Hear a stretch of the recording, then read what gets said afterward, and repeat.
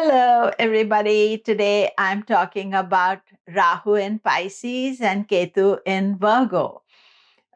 This is from 30th October 2023 to 18th of May 2025. It's a 18-month transit, and Rahu in Pisces, Virgo, Ketu in Virgo means that the eclipses are going to be now taking place in Pisces, Virgo, and there is one very major conjunction of Saturn, Rahu.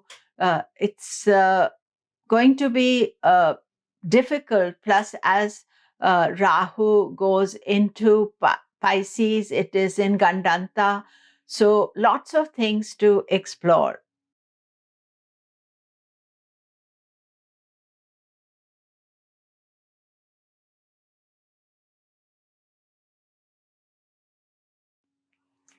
Hello, I'm Komilla Sutton, and we are talking Rahu Ketu in Pisces Virgo.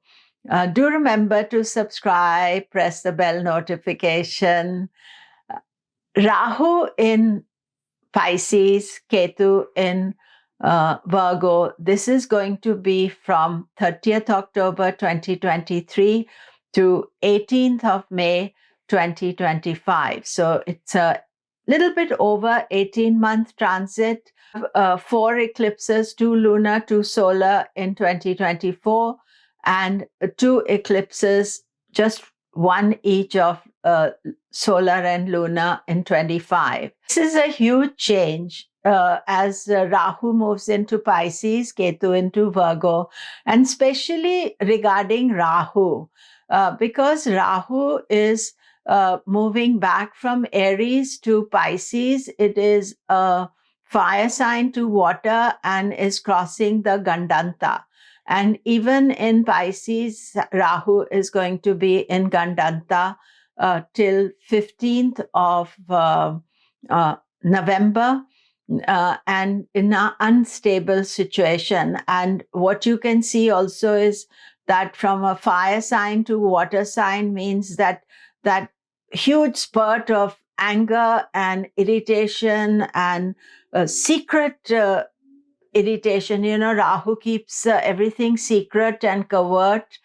And these things were happening while Rahu was in Aries, but the full effect came towards the end of this transit. And that is what we are experiencing just now. But the moment Rahu moves into Pisces, it is a water sign, and it's almost like that energy diffuses. It's like you put fire into water, it burns out or it calms down. So I would say that Rahu in Pisces, the first impact that we are going to have is more of a calming energy, and we should be conscious of that, and you'll feel that. However, the first 15 days, Rahu is in Andanta, so this is an unstable changeover.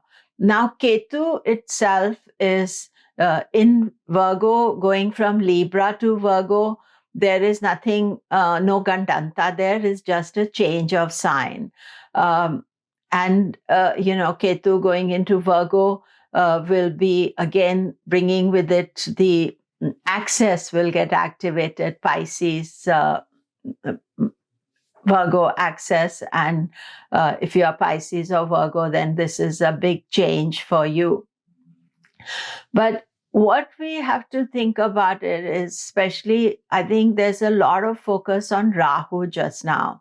And the reason is this: firstly, the Gandanta, and the second aspect is this, that Rahu travels retrograde. So if you think about it, that Rahu began the journey at 0 degrees Aries, retrograde Pisces, Aquarius, Capricorn, that way. All the other planets will go direct, but Rahu would go backward. So for him, Aries is like a culmination of the transit, and Pisces is the start of a new transit. And Pisces is a very wise, spiritual sign, and it is the last sign of the Zodiac. And Rahu coming first into the last sign of the zodiac.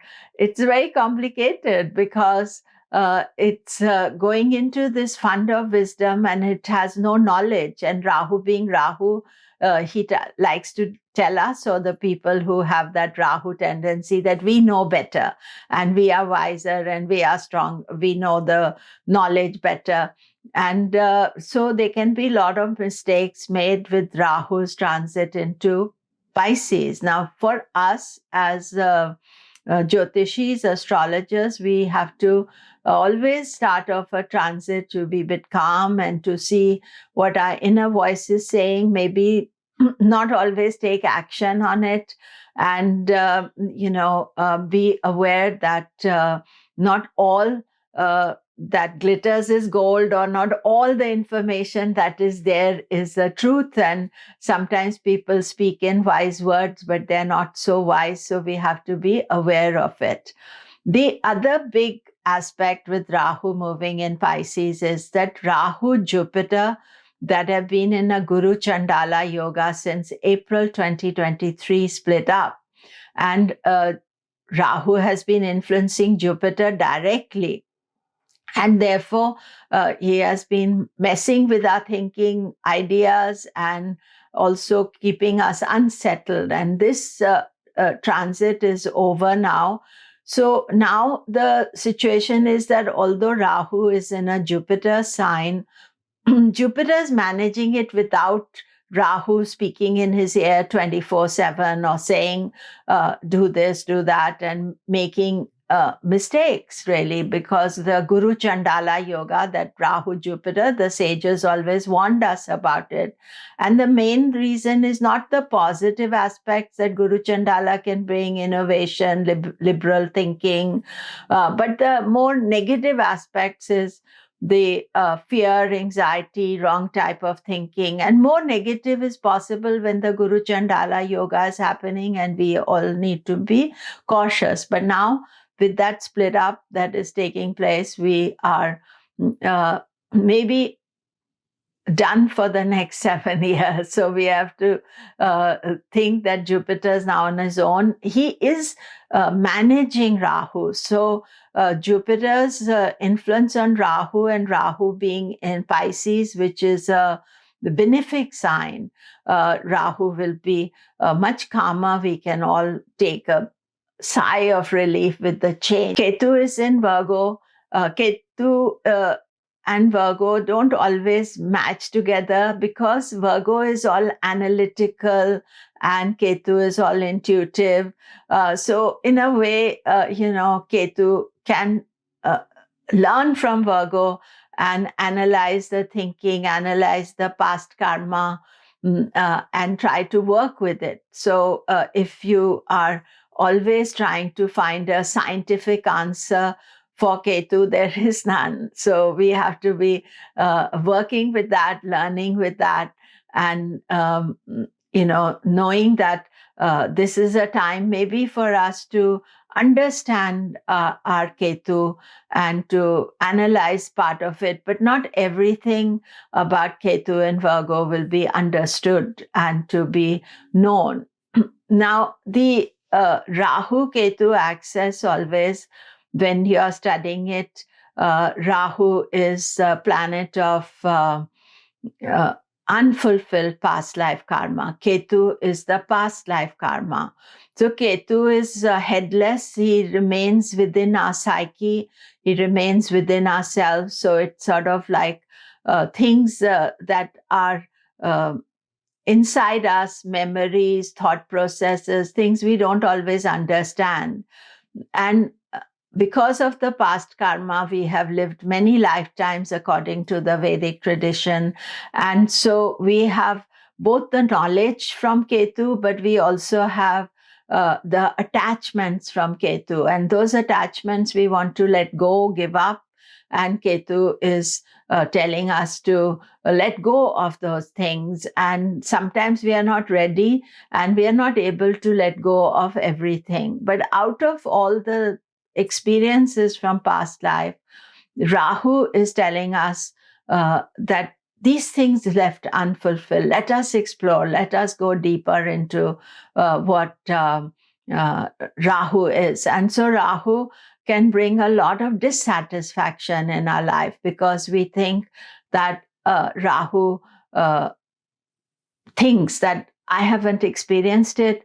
Rahu is the head only of the karmic axis. So he wants to experience everything and is not able to digest everything and is not satisfied. I've made many Rahu Ketu videos. You can listen to them.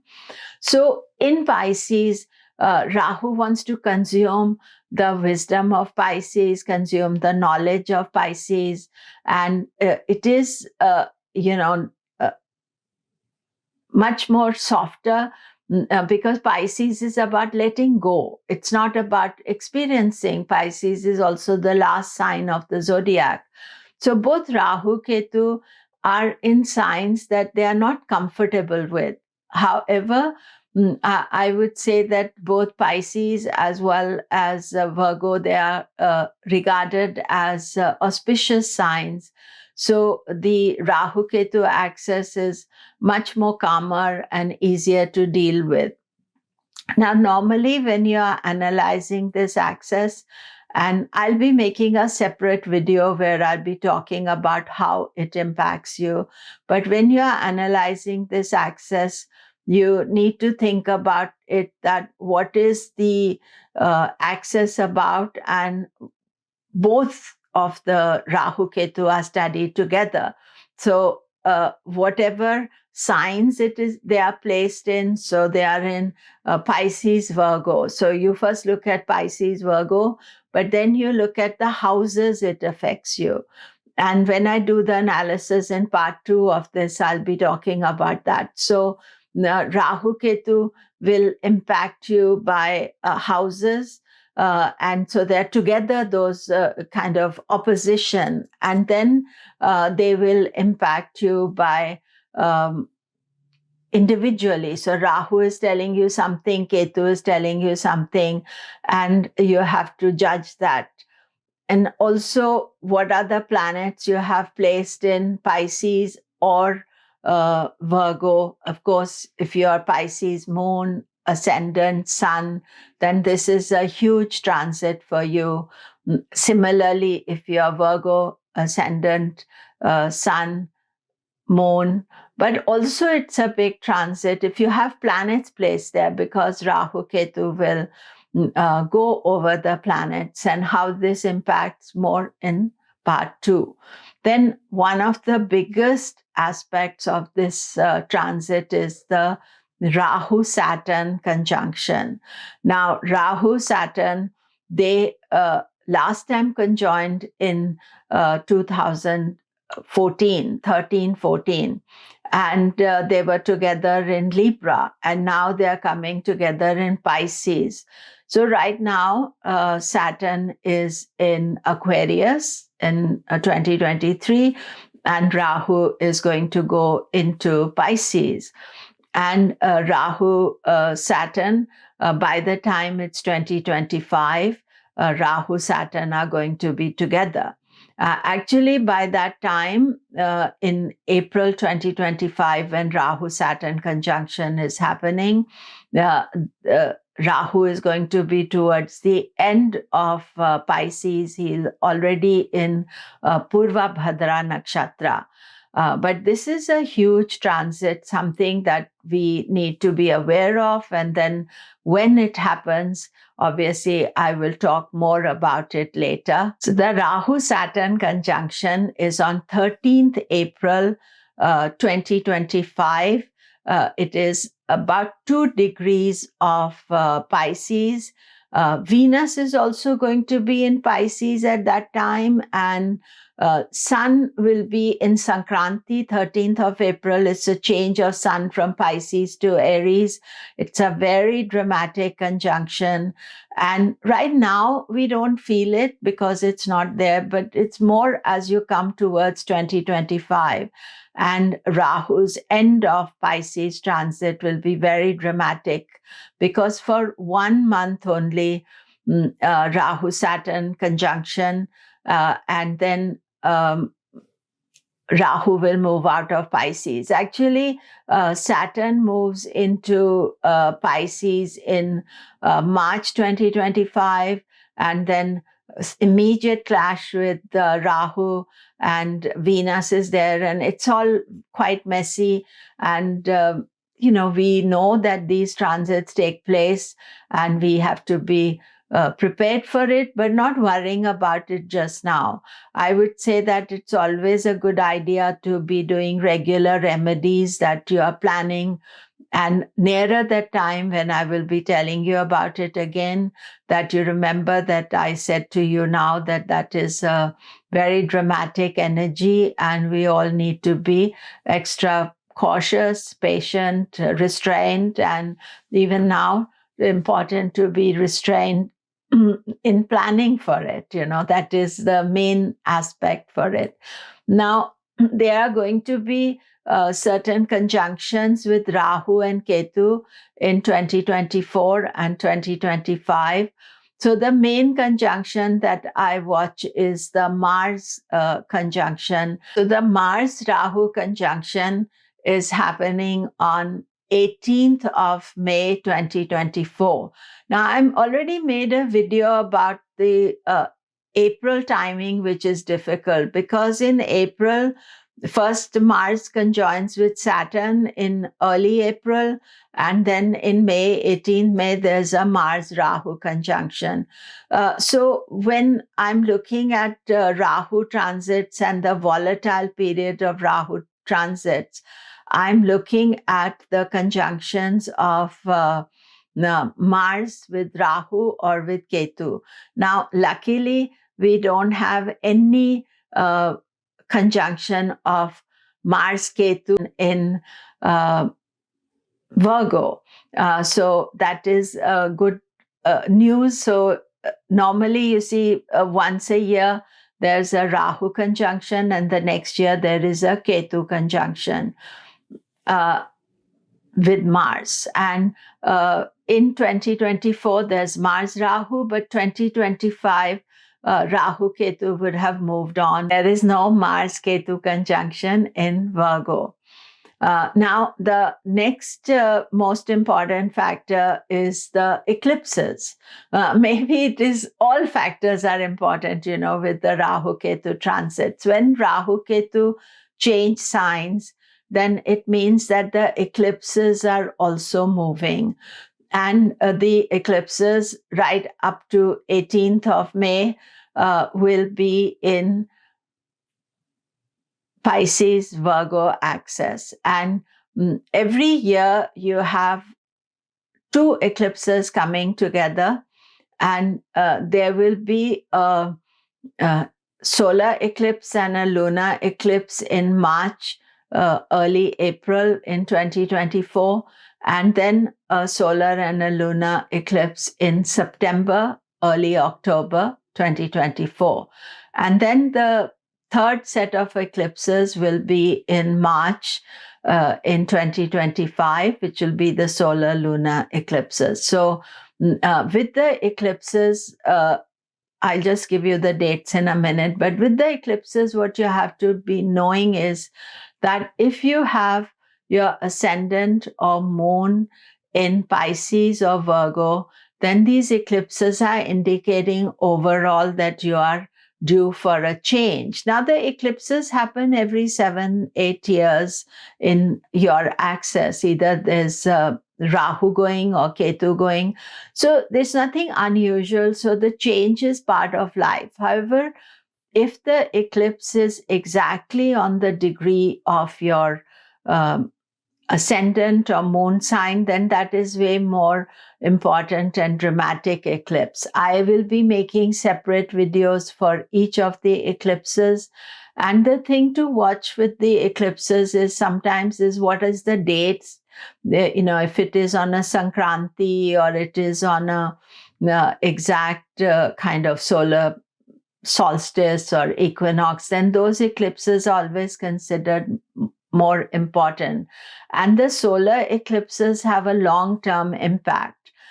So therefore, that is very key time to watch. The first eclipses of Pisces Virgo axis already happened. We had a solar eclipse on 14th of October. I already made a video about that, and that was the first eclipse in Virgo. And solar eclipses always show a major shift for Virgo as yet, and Pisces as well, because they are related. Although the lunar eclipse was still in Aries, so we are having the lunar eclipse on 28th, it's still in Aries, and then we start the new set of eclipses.